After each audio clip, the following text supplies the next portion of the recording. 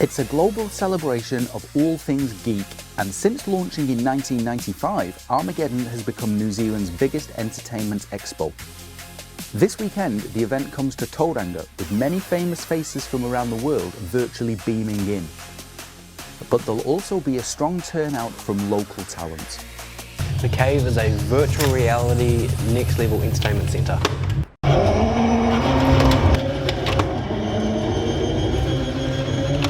Predominantly we started off with kids' birthday parties for the entertainment factor, but we actually found out quite quickly it was really fun for all ages to come and experience the Cave, right from the senior sessions to military World War Wednesdays that we now hold, to the racing simulators. While VR is popular with gamers, it's by no means the only group interested in the technology. The population that have never tried VR, that's where we really shine, is introducing the VR, the technology, to people who wouldn't normally think to do this. We've branched out into Cave Fit, which is an exercise experience within VR. We do senior sessions to come in under the ocean, diving, climbing Mount Everest, moon landing. And a slice of that will be on show this weekend.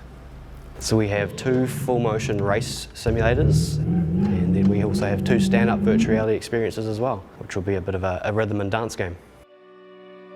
For Papamoa-based fantasy author Russell Meek, Armageddon helps him connect face-to-face with his fans. Armageddon is one of the best sources for me to get a good fan base. I've been going there since 2011 when my first book came out.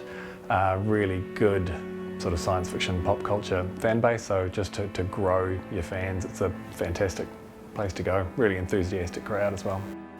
His love for writing came about through his work. I travel a lot through my photography work, so I've combined the 2 of those together. And the concept that I wanted to write about, it was just a big epic tale, so I've sort of moved the fantasy side of it and the travel side, merged those kind of 2, and it's just sort of become a really big epic adventure. So epic that Russell is currently reworking the books for a potential TV deal. At the moment I am rewriting the 2nd book. We've been looking at television scripts, so I've been dealing with one of the big production companies in Wellington looking at TV. So redeveloping the series that I've written so far with television in mind, then I'll be going and finishing the 5th and final book in the series.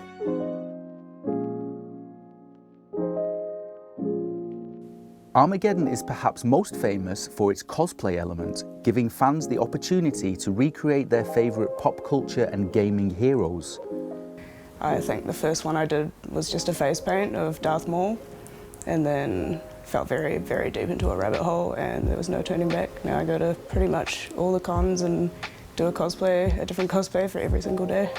What started out as a hobby has opened some big doors for Ali. I got into the film industry with my costuming and makeup, and then we have travelled with Cosplay New Zealand to Australia a few times, and we're meant to go to Atlanta for Dragon Con, but COVID kind of interrupted that.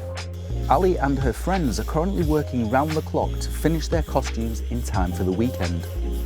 This is the longest I've spent on a cosplay, and she was 12 days with not a lot of sleep. I think we ended up going to about 3 or 4 different shops, like foam clay, warbler. I use warbler a lot for armour and whatnot. Generally spend anywhere between 2 weeks and a month if I'm doing a couple of hours a day. Gavin Ogden, Local Focus.